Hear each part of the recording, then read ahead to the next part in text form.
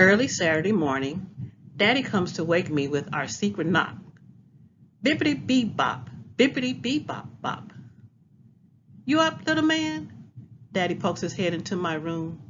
I'm up, I say excitedly, and jump out of bed. I can hardly wait. I'm going to get my first haircut at the barbershop today. Mama and my sister, Kiana, are still asleep. Daddy and I have the house all to ourselves. Quietly, Daddy and I dress in matching blue jeans and gym shoes, then head outside. We turn onto Main Street and stop at Jack's Sweet Shop. Daddy orders a gooey cinnamon roll and black coffee, and a glazed donut and chocolate milk for me. Miles is getting his first haircut at the barbershop today, Daddy tells Mr. J. Is that so? Mr. J asks, leaning over the counter. I nod yes. This calls for a celebration.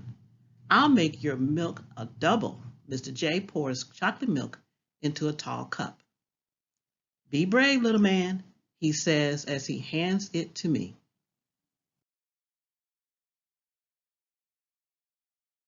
We eat as we walk.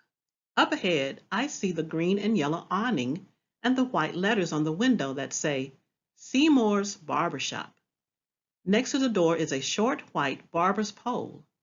It has red stripes, which curl and swirl around it like strange fish swimming in a sea of white. And there's Mr. Seymour in the window, with his wild gray hair, dusting off his big, shiny chair. Mr. Seymour has been Daddy's barber since Daddy was a kid like me. Now, he'll be my barber too.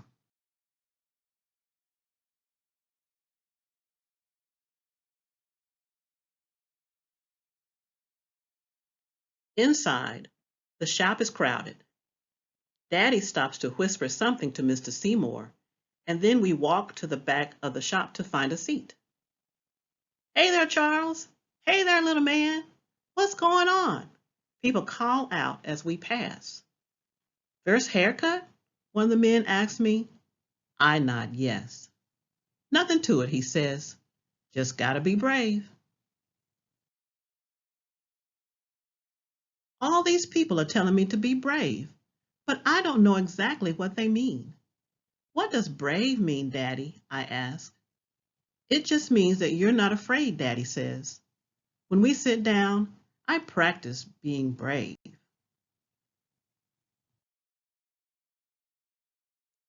As Daddy and I wait our turn, we watch two men playing checkers. Slap! One of the men slams his checker on the board. King me, he shouts with his arms raised high. Another group of men is clustered around the television at the back of the shop watching a basketball game. Come on, man, shoot the ball. What are you waiting for? Pass it, pass it. Foul. That was a foul. The ref must be blind. Whew. That boy can fly. One man cheers when his favorite player finally makes a basket.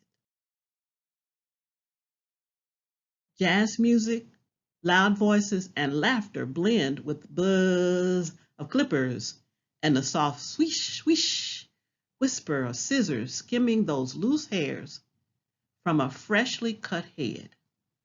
I look at the men in the row of chairs in front of me. I can see their faces in the long mirror that runs along an entire wall of the shop. The man in Mr. Seymour's chair is getting his head shaved. Take it all off, he says. A patch of sunlight gleams right on top of his bald head.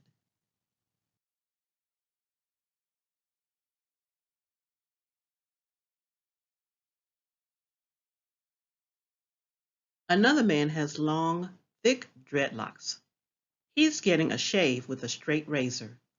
When he leans all the way back in the chair, his locks almost touch the floor. The next man is getting his hair cut low all around. The clippers go back and forth, dipping and gliding across his head, making smooth waves that ripple through his hair. In the last chair, there's a kid, a little older than me, getting his big curly afro trimmed. Just a little off the sides, he says. But none of the styles I see look like me.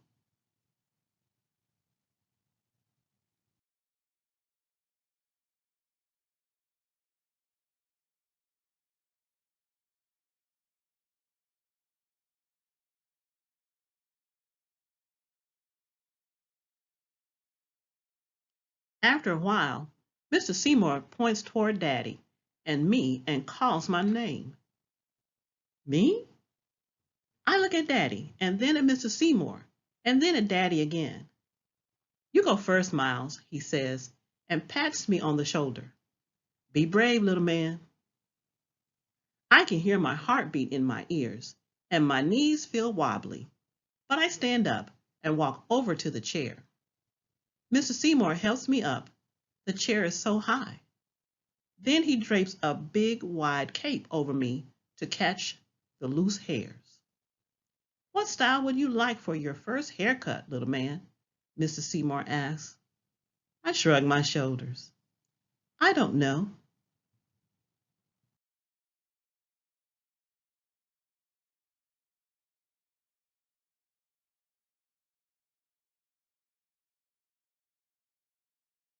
Mr. Seymour shows me a poster hanging on the wall with pictures of all kinds of different styles, but I still don't see any that look like me. I take one more look around the shop, and when I see Daddy, I know right away which style I want. Cut low on top and shaved clean all around, just like his. I whisper to Mr. Seymour, and he goes to work. Mr. Seymour takes out his pick. He picks my hair until it is fluffy and stands up high. Then, with his scissors, he begins to cut my hair, just like Mama used to do at home. But when he finishes with the pick and scissors, I hear him turn the clippers on. My heart starts beating fast again. Will the clippers hurt? What if Mr. Seymour accidentally cuts off my ear?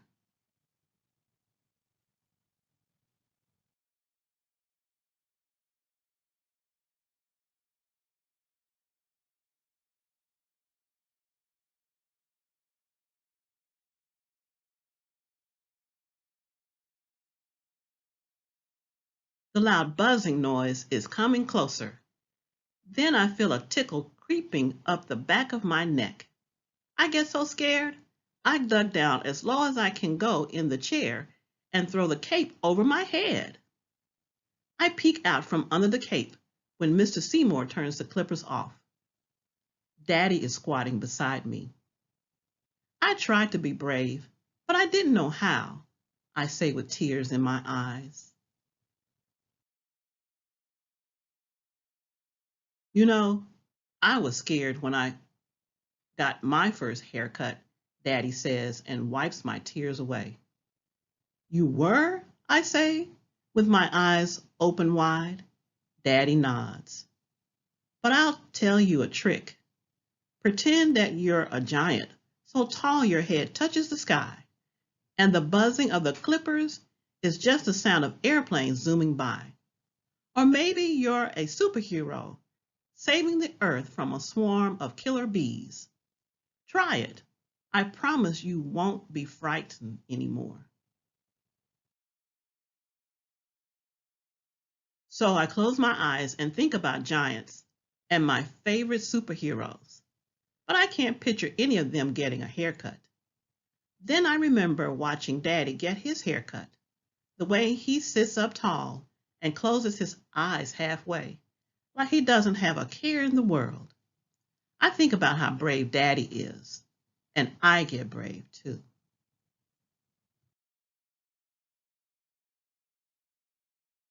When Mr. Seymour turns the clippers back on, I imagine that I have Daddy's long legs and wide shoulders.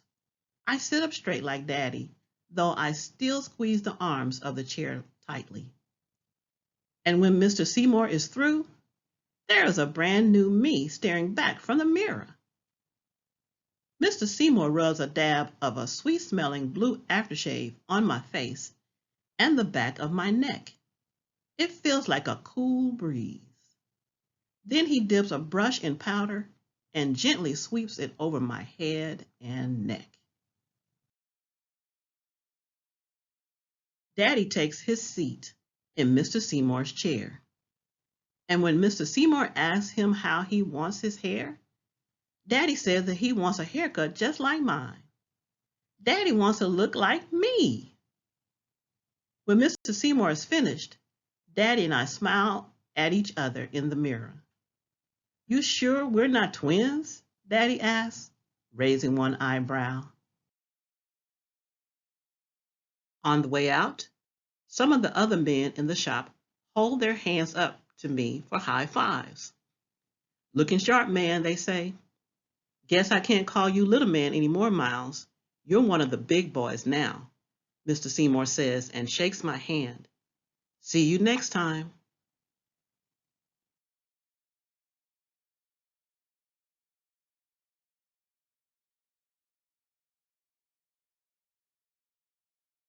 I hum a happy, proud song as we leave Mr. Seymour's shop.